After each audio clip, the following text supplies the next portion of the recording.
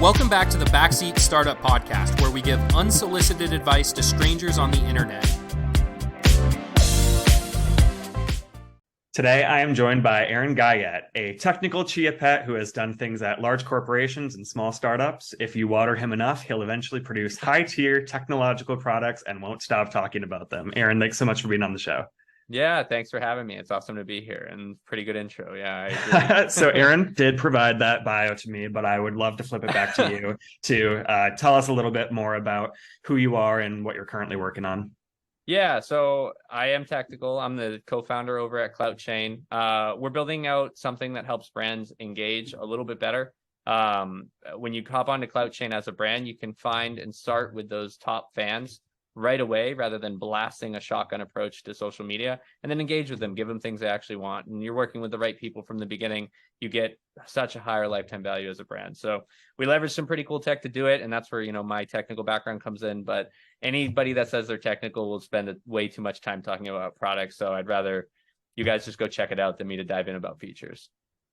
No, that was a great explanation. We did just feature Cloutchain. Go check out those promotions. But Aaron is here to do a podcast. So you know the drill. We will flip open Reddit. We will find a question posed by a founder and we'll break it down. Awesome. Sounds good. Super excited. Sometimes they're right at the top. And this one, I actually did notice this earlier today, I must confess, but it was getting a lot of engagement, and it's just simply mistakes to avoid as a first-time founder. If that sounds interesting to you, we can double click on that, but we can also look for a better one. No, that's good. I mean, there's quite a few mistakes. They highlighted one of the top ones, right? One of my favorite reads is the mom test. You need to talk to your user base, and you need to talk to anyone that you even isn't your user base right away, right? Because then you'll learn how to get those people out of your pipeline as you're starting to scale. I'll just read this for the sake of the listeners. So the title is Mistakes to Avoid as a First-Time Founder. As a first-time founder, the most crucial mistakes I caught myself making in these past few months included 1, not talking to enough customers soon enough, 2, not niching down on an audience fast enough, and 3, not shipping content/products early enough. However, customer interviews are now a KPI that we strictly measure month to month to ensure we are keeping pulse on what users need. This is really just an open-ended question. A lot of people jumped in to contribute some other questions that they thought they missed, but I'd love to just kind of take it 1, 2, 3 and see what you think about those. Yeah, for sure. This is a really good question. It's like, when you're on social media and you're browsing and it always says like things, I'm 36 and things wish I knew at 26, right? These are pretty good. You do want to talk to users ASAP, right? Like you're about to build a product. Your main goal of building that product is to sell it. If you don't know who you're selling to and if you don't know they want it, then you're not going to be able to have a sustainable business. One of the things that I think a lot of people do wrong when they start to talk to people about their product is they bring in their bias. So right away, if I tell you that I'm building X, nobody's going to say anything bad about your product, right? They're going to say, oh, that sounds awesome. So you almost never want to actually tell people what you're building. You want to start to figure out at the beginning. So right away, as a first-time founder, you've got this idea, you might have already started to build it. Don't ever tell people that you're building it. My best advice that somebody once told me was just talk to people. They'll tell you their problems. You can try to steer in certain directions, but go to find your target market if you can, get in front of them and figure out that if what you're building solves their problem. And then at the end of the conversation, that's when you can try to, convert them and make the sale or get that beta user, right?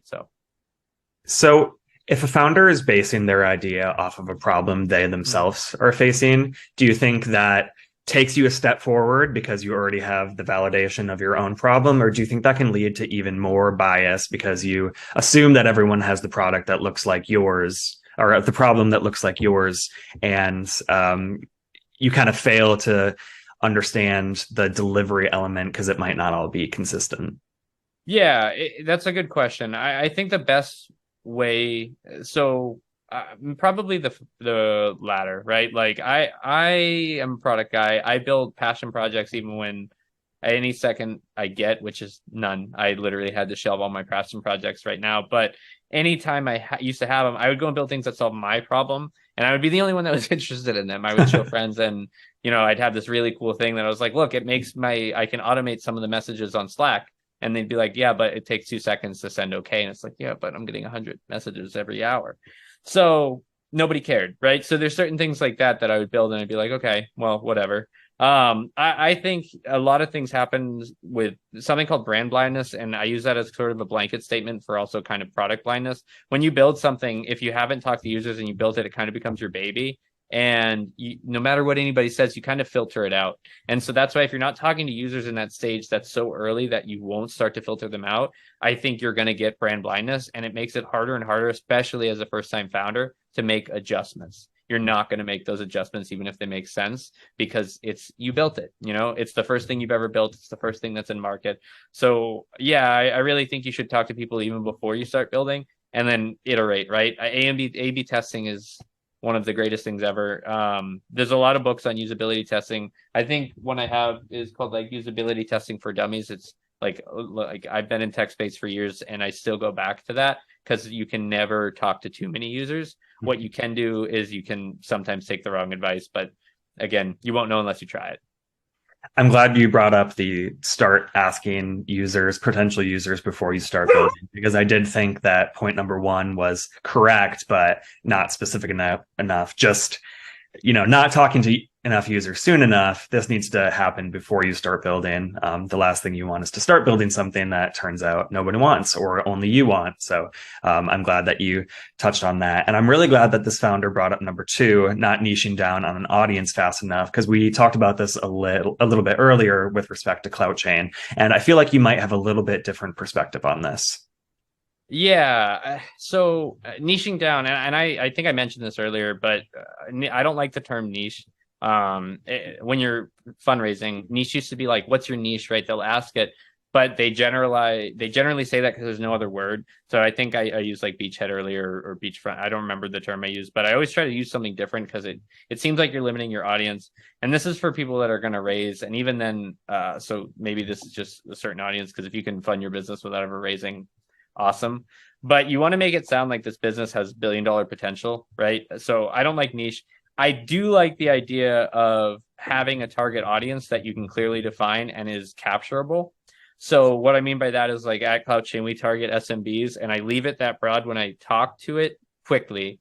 But if people ask, well, SMBs, there's millions of SMBs just in the States alone. I'm like, right. So here's the ones we start with, but it works for all these other ones. But I don't go out and say we're also selling to enterprise, right? Because then you really don't have a target market, and nobody's going to like that, right? I land on a page, it should be targeted for me, not for a business, right? If it's targeted for me, like personally, if I'm going, to eBay, right? That's not going to target an enterprise. I know I'm going to buy on eBay.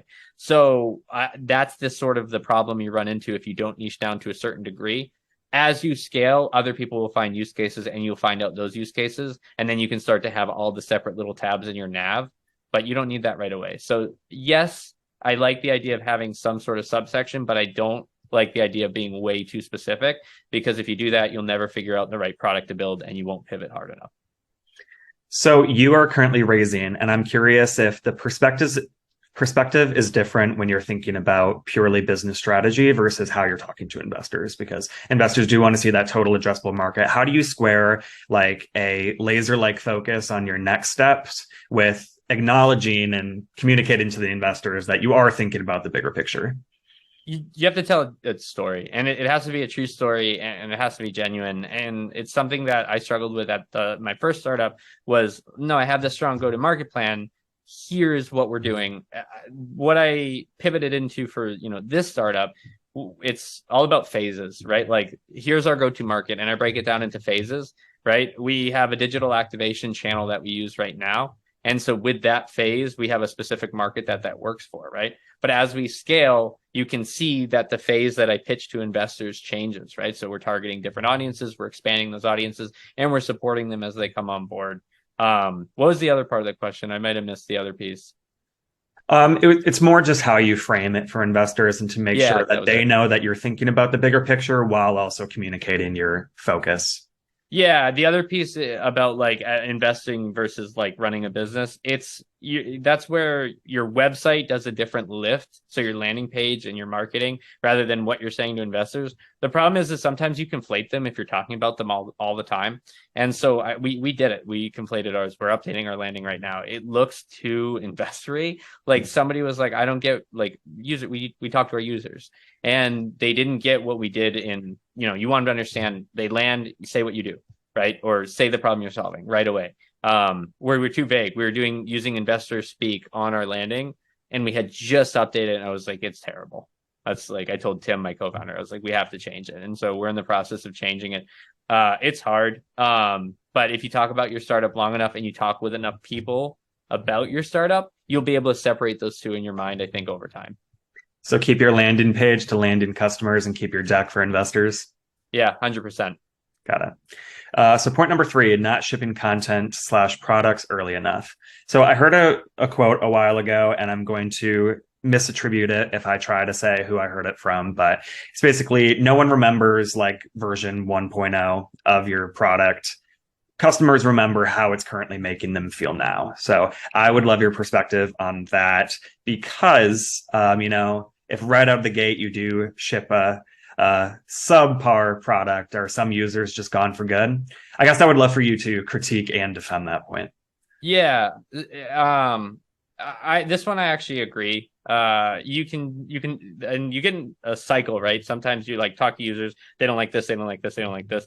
Doesn't matter. Like we can all think about features we don't like on every website, right? Like some people obviously probably didn't like that Reddit dropped NFTs. Did they stop using Reddit? No, probably not. It's probably a really low drop off. So the main thing you want to do is you want to ship the product so that it has value to somebody. So when they come on, they're going to stay with you if they like it. The ones that drop off would have dropped off at some point. Figure out why they dropped off, right? That's important. If they've talked to you, awesome. But that's features that you can go and build.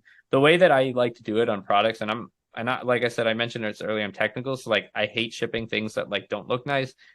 Doesn't matter, right? When you're early enough, like get in market, get people out there. The more users you have on it, the more users talking about it, awesome, right? Use things like Product Hunt. If you can get up there, great.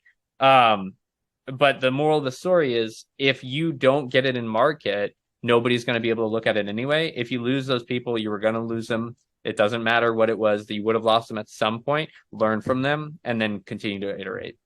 And I think founders who are concerned about that are projecting a sort of like animosity that doesn't really exist. Like, yeah. I've turned down my fair share of products, and if they came back to me 3 months from now and they're like, guess what, we've changed things and here's what it looks like now, like, I'm not going to reject it because I didn't like what they were doing 3 months ago. And I think people are really afraid of that. And how are you going to deliver on what the market actually wants if you never ask the market? No, totally. It's not like when I use a super early, I just, fellow founder launched a product yesterday. I used it. I was like, oh, this is still too far away from when I'm going to use it, but I'm still in his Discord, right? I'm going to watch as he updates it, and he's got me as a user, and he can send me an email. So you get their email, great. That's even better. But, he's got a user. He can go and tell investors or other people. We've got, if I land on a site and we've got 200 users, that kind of, I'm like, well, I'll still check it out. But other people might wait until it has like 10,000 users. So get out there and start acquiring users. And the best way to do that is to have a product. So what is this user missing? What other mistakes would you add to the avoid list? A lot of these don't talk about team management. I've noticed, like, your vision is clear to you and it will always be crystal clear to you, but it's not to your team. One of the things that I've noticed founders do, and there's this like stigma when you talk about working at a startup, like, do you think you can work at a startup? I'll talk to devs. And because they have this in their mind that they're going to get burnt out and the founder is going to grind them down. And you don't need to do that. Not everything is an emergency. It feels like it in the moment, but that's what you have to get comfortable with. Like, things aren't going to go as planned. Don't take it out on your team. Just like you're going to have conversations with clients when things aren't working and you're going to be frustrated. It sucks, but that's your job. So you have to be able to do that. Don't let it kind of be that shield for your team, right? Give them days off. I'm really big on that. Make sure they get some semblance of work-life balance. When you're a founder, you kind of take that responsibility that you're sacrificing your work-life balance, but do it in a healthy way, right? Like, don't look like me. I look tired today, but every now and then when, there's a big debacle in the market, like there is right now, you're going to end up having days where you're tired, but make sure you give back to your team. And I never see that enough. They're building your vision, appreciate them, give them time off, let them do the things they like to do. And it comes back in tenfold, right? I still have the first 2 employees working with me from my last startup. So they came with me here. Like, they're awesome. And I hope I have them at whatever I do next, whatever I do tomorrow, whatever I'm doing today, right? So it goes a long way. Yeah, very well said. Well, consider this question thoroughly answered. You're welcome for the unsolicited advice. Aaron, thank you so much for being on the show, especially amidst all of the crypto drama going on. How can listeners connect with you? Yeah, you can follow me on Twitter. It's just my name backwards, so it's Guyett Aaron. Take a look at our site. You can rip it to shreds. I'd love it. I love user feedback, so you can always DM me on Twitter. You can also connect with me on LinkedIn if you'd like. And I'm very open about sharing my Calendly. If you have any questions, I'm happy to look at pitch decks, happy to do usability testing for you. So you can shoot me an email. It's just aaron@cloutchain.io. So whatever you guys need, I love giving back and I love seeing new projects, truthfully. So thanks so much for having me on. This was awesome. Yeah, thank you so much for that offer. Thanks for being on. More information about Cloutchain will be in the show notes. And thanks again. We'll talk soon. All right. The Backseat Startup Podcast is brought to you by Startup Founder Daily, a media company focused on early stage companies. To learn more or apply to be featured for free, head over to startupfounderdaily.com. You can find the link in the description below.